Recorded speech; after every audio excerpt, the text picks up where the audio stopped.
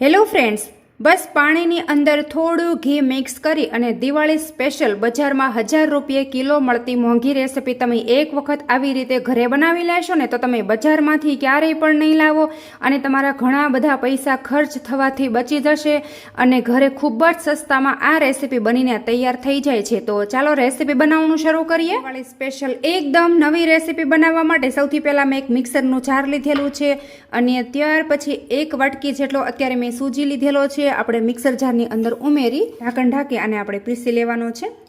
તો અહીંયા તમે જોઈ શકો છો કે મેં એકદમ મસ્ત મજાનો સૂજીને પીસી લીધેલો છે। જો એકદમ આ રીતનો ઝીણો પાવડર થઈ ગયો છે, એકદમ લોટ જેવું થઈ ગયું છે। અને ત્યાર પછી અહીંયા આપણે એક બીજું બાઉલ લેવાનું છે। બાઉલની અંદર આપણે લોટને કાઢી લેશું।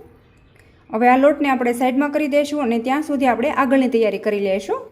તો હવે જુઓ, સૌથી પહેલાં અહીંયા મેં પાણી ગરમ કરવા માટે આ રીતની કડાઈ ગેસ ઉપર રાખી દીધી છે અને ત્યાર પછી અહીંયા આપણે મેઝરિંગ કપ લેવાનો છે। તો બધી વસ્તુ આપણે પરફેક્ટ મેઝરમેન્ટથી જ કરવાનું છે।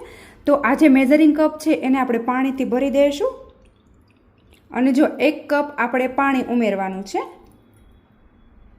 તો અહીંયા તમે જોઈ શકો છો કે પાણી એકદમ સરસ મજાનું ગરમ થઈ ગયું છે અને ત્યાર પછી ફરી વખત અહીંયા આપણે એ જ મેઝરિંગ કપ ભરીને ઘી લેવાનું છે। તો તમે જોઈ શકો છો કે અત્યારે મેં 1 કપ જેટલું ઘી લીધેલું છે।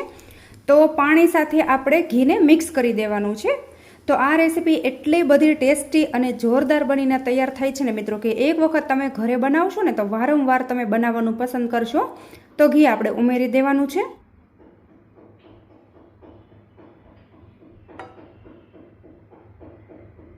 તો અહીંયા તમે જોઈ શકો છો કે પાણી સાથે ઘી મિક્સ થવા લાગ્યું છે અને ઘી એકદમ સરસ મેલ્ટ થઈ ગયું છે। અને ત્યાર પછી અહીંયા આપણે ફરી વખત એ જ મેઝરિંગ કપ લેવાનો છે અને આપણે ખાંડ ઉમેરી દેવાની છે। તો સૌથી પહેલાં 1 કપ ભરીને ખાંડ આપણે ઉમેરી દઈશું અને ત્યાર પછી બીજો કપ ભરીને પણ લેશું। તો ટોટલ અત્યારે મેં 2 કપ જેટલી ખાંડ ઉમેરેલી છે। અને હવે જુઓ, ત્યાર પછી આ ત્રણેય વસ્તુને એકદમ સારી રીતે મિક્સ કરી લેવાની છે। ખાંડ છે એ આપણી પ્રોપર રીતે ઓગળી જવી જોઈએ। તો તમે જોઈ શકો છો કે આ રીતે ઘી છે ને એ પાણીમાં થોડું ઉપર તરતું હતું, પણ જેવી આપણે ખાંડ ઉમેરીને એટલે ત્રણેય વસ્તુ એકદમ પ્રોપર મિક્સ થવા લાગી છે, તમે જોઈ શકો છો। જો તો હવે જો ગેસની ફ્લેમ અત્યારે મેં હાઈ કરી દીધી છે અને હાઈ ફ્લેમ પર આપણે ફટાફટ ખાંડને ઓગાળી લેવાની છે। તો આ રેસીપી તમે એક વખત આવી રીતે બનાવશો ને મિત્રો તો તમે વારંવાર આ જ રીતે બનાવવાનું પસંદ કરશો અને એટલી બધી ટેસ્ટી બનીને તૈયાર થઈ છે ને કે વાત જ ના પૂછો। અને હા મિત્રો, એક વાત તમે ખાસ નોટિસ કરજો કે આ આપણે કોઈ ચાસણી નથી બનાવી રહ્યા, માત્ર ખાંડને જ આપણે ઓગાળવાની છે અને એ વાતનું તમે ખાસ ધ્યાન રાખજો। અને આ રેસીપી તમે જ્યારે પણ બનાવો ને ત્યારે તમારે પાણી અને ઘીનું માપ બંનેનું સેમ રાખવાનું છે। તમે જોઈ શકો છો કે આપણે માત્ર 1 કપ જેટલું પાણી હતું, 1 કપ ઘી અને 2 કપ ખાંડ, એટલે તમે જોશો કે કેટલું બધું લિક્વિડ બનીને તૈયાર થયું છે। તો તમે જોઈ શકો છો કે લગભગ આપણી ખાંડ બધી ઓગળી ગઈ છે। થોડા થોડા દાણા દેખાય છે, એ આપણે ગેસની ફ્લેમ બંધ કરી દેવાની છે અને આ રીતે આપણે સતત એને ચલાવતા રહીશું એટલે ખાંડ ઓટોમેટિક બધી છે ને એ ઓગળી જશે। અને હા જો, આ પાણી છે ને એને આપણે એકદમ ઠંડુ કરી લેવાનું છે। નોર્મલ આપણે આંગળીથી ટચ કરી શકીએ ને એવું જ આપણે રહેવા દેવાનું છે। જો અત્યારે આપણે આ ખૂબ જ ઉકળી ગયેલું છે ને એટલે વધારે ગરમ છે, પણ આને આપણે થોડું ઠંડુ કરી લઈશું। આંગળીથી ટચ કરી શકાય ને એટલું જ રાખવાનું છે। જો તળિયે તમે જોઈ શકો છો કે ખાંડ બધી ઓગળવા લાગી છે। તો હવે જુઓ, આપણું પાણી ઠંડુ થાય ને ત્યાં સુધી આપણે આગળની તૈયારી કરી લઈશું। તો અહીંયા સૂજી સાથે મિક્સ કરવા માટે 1 વાટકી જેટલો અત્યારે મેં મેંદો લીધેલો છે, તો આપણે ઉમેરી દઈશું। અને હવે જુઓ, ત્યાર પછી અહીંયા મેં ફ્લેવર માટે થોડા ઇલાયચીનો ભૂકો લીધેલો છે, ઉમેરી દઈશું। અને સૂજી, મેંદો અને એલચીને આપણે એકદમ સારી રીતે મિક્સ કરી લેવાનું છે। તો બસ હવે અહીંયા આપણે લોટ બાંધીને તૈયાર કરવાનો છે। તો આપણે જે બનાવેલું પાણી છે એ આપણે થોડું થોડું કરીને ઉમેરતા જઈશું અને એકદમ મસ્ત મજાનો આપણે લોટ બાંધીને રેડી કરવાનો છે। તો સૌથી પહેલાં આપણે થોડું ઉમેરી દઈશું,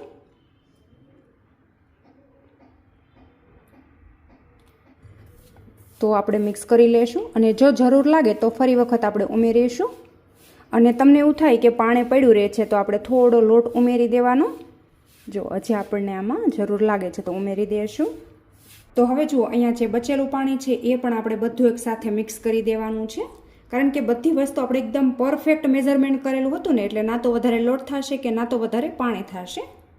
તો હવે જુઓ મિત્રો, આ રેસીપી તમે એક વખત આવી રીતે બનાવશો ને તો તમે ઘૂઘરા પણ ભૂલી જશો, એટલી બધી મસ્ત મજાની આ રેસીપી બનીને તૈયાર થાય છે. તમે પણ એક વખત આવી રીતે ઘરે ચોક્કસથી ટ્રાય કરી જોજો, અને જો તમને રેસીપી સારી લાગે ને તો કોમેન્ટમાં તમારો ફીડબેક પણ મને આપી દેજો. તો જુઓ મિત્રો, અહીંયા તમે જોઈ શકો છો કે મેં એકદમ મસ્ત મજાનો પરફેક્ટ લોટ બાંધી અને તૈયાર કરી લીધો છે. તો હવે જે આપણે આગળ મિશ્રણ બનાવેલું હતું ને, એના લીધે આપણો લોટ ફટાફટ બંધાઈ જાય છે અને પરફેક્ટ એકદમ મસ્ત મજાનો બંધાય છે. ત્યાર પછી આ રીતનું આપણે એક મોટી સાઇઝનું લૂ તોડી લેશું અને આ રીતે આપણે પાટલી ઉપર રાખી દઈશું અને એકદમ સરસ એવું ગોળ કરી લેશું. તો હવે જુઓ, આપણે આમ તો આની અંદર મેંદાનો ઉપયોગ કરેલો છે, એટલે રોટલી વધારે ફાટવા નહીં કરે, પણ તો પણ ફાટી જતી હોય ને તો એને કોરા લોટમાં થોડી આપણે કોટ કરી લેશું. આ રીતે આપણે કોટ કરી અને વણી લેવાની છે. તો એકદમ હળવા હાથે આપણે વણીશું, વધારે પ્રેસ બિલકુલ નથી કરવાનું, નહીંતર ફાટી જશે. અને એની થિકનેસ કઈ રીતની રાખવી છે ને એ તમારા ઉપર ડિપેન્ડ કરે છે. તમારે જેટલી થિકનેસ રાખવી હોય ને એ રીતે તમે રાખી શકો છો, કોઈ જ પ્રોબ્લેમ નહીં આવે. અને ત્યાર પછી જો આ રીતે આપણે છેડાનો ભાગ છે એને હટાવી દઈશું અને આ રીતે આપણે રિબિન ટાઈપ કટ કરી લેશું. અને ત્યાર પછી ફરી વખત એ જ રીતે છેડાનો ભાગ છે એને હટાવી દઈશું. અને હવે આ ચારે ચાર રિબિનને આપણે સાઈડમાં કરી દઈશું. અને જો હવે આને કઈ રીતે કટ કરવાનું છે ને એ પણ હું તમને બતાવી દઉં. તો હવે જુઓ, સૌથી પહેલાં આ રીતે આપણે ખૂણાથી લઈ અને અહીંયા સુધી ત્રાંસું કટ કરવાનું છે, જો આ રીતે. અને ત્યાર પછી જો આ રીતે કટ કરવાનું છે.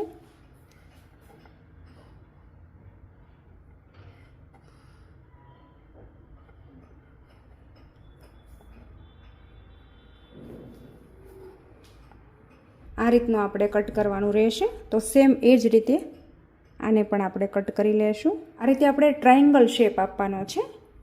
જો એકદમ લુકવાઇઝ પણ સરસ લાગશે. અને આના આપણે લેયર કરવા હોય ને તો એની પણ હું તમને ટિપ્સ આપું છું, પણ આની અંદર આપણે થોડું વધારે મોણ એડ કરેલું છે ને, એટલે આપણે આના લેયર નથી બનાવવા, ડાયરેક્ટ જ આને આપણે તળી લેશું. તો હવે જુઓ, સેમ એ જ પ્રોસેસથી આપણે બીજો લોટ છે એમાંથી પણ આ જ રીતના આપણે બનાવી લેવાનું છે. તો અહીંયા જુઓ, આ નાસ્તાને મેં એકદમ મસ્ત મજાનો આ રીતે ટ્રાયંગલ શેપ આપી દીધો છે. બસ હવે આપણે જઈશું ગેસ તરફ. તો અહીંયા ગેસ ઉપર તેલ મેં પહેલેથી ગરમ કરી લીધું છે. અને ત્યાર પછી જો આ રીતે આપણે આ જે નાસ્તો છે એ આ રીતના કાણાવાળા ઝારાની અંદર લેશું. અને જો આ રીતે એકદમ ધીરે ધીરે આપણે ઉમેરી દઈશું. જો હાથની મદદથી લેશું ને તો આપણે દાજી જશું, એટલા માટે આ જ રીતે આપણે ઉમેરવાનો છે. અને આ રીતે નાસ્તો ઉમેર્યા પછી થોડી વાર આને આપણે સેટ થવા દઈશું. અડધો મિનિટ પછી આને આપણે હલાવવાના છે, મતલબ કે ઉલટ પુલટ કરીશું. તો અહીંયા જો લગભગ 1 મિનિટ જેવો ટાઈમ થઈ ગયો છે અને હવે આપણે હલાવી લેશું. તો તમે જોઈ શકો છો કે કેટલા મસ્ત મજાના એકદમ લેયર હોય ને એ રીતનો આપણો નાસ્તો બની અને તૈયાર થયો છે. હાઈ ફ્લેમ ઉપર ફટાફટ આને આપણે તળી લેશું. તો અહીં જુઓ, એકદમ મસ્ત મજાનો આપણો નાસ્તો છે ફ્રાય થઈ ગયો છે. અને હવે આપણે ઝારામાં લેશું, બધું તેલ નિતારી એક વાસણમાં આપણે કાઢી લેશું. તો જુઓ મિત્રો, તૈયાર છે એકદમ ગરમા ગરમ નવી રીતે નવા અંદાજમાં દિવાળી સ્પેશિયલ એકદમ નવો નાસ્તો.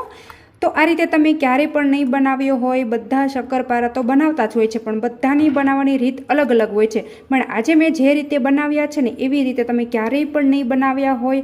અને તમે એક જ રોટલીમાંથી આ રીતે લેયરવાળા શક્કરપારા બનાવી અને તૈયાર કરી શકો છો. તમે જોઈ શકો છો જો કેટલા બહારથી ક્રિસ્પી અને અંદરથી એકદમ સોફ્ટ એવા આપણા શક્કરપારા બની અને તૈયાર થયા છે. જો જોઈ શકો છો તમે કે કેટલા સરસ બન્યા છે. તો મિત્રો, તમને મારી આજની આ એકદમ નવી રીતે દિવાળી સ્પેશિયલ નાસ્તો બનાવવાની રેસીપી કેવી લાગી ને એ કોમેન્ટમાં તમારો ફીડબેક ચોક્કસથી આપી દેજો. અને તમે મારો વિડીયો ક્યાંથી જુઓ છો ને એ પણ કોમેન્ટમાં લખવાનું બિલકુલ નહીં ભૂલતા. અને હજુ સુધી તમે મારી ચેનલ ઉપર નવા છો તો ચેનલને સબસ્ક્રાઈબ કરી લેજો. અને જો તમે મારો વિડીયો ફેસબુક અથવા ઇન્સ્ટાગ્રામમાં જુઓ છો ને તો પેજને ફોલો કરી લેજો. Thank you.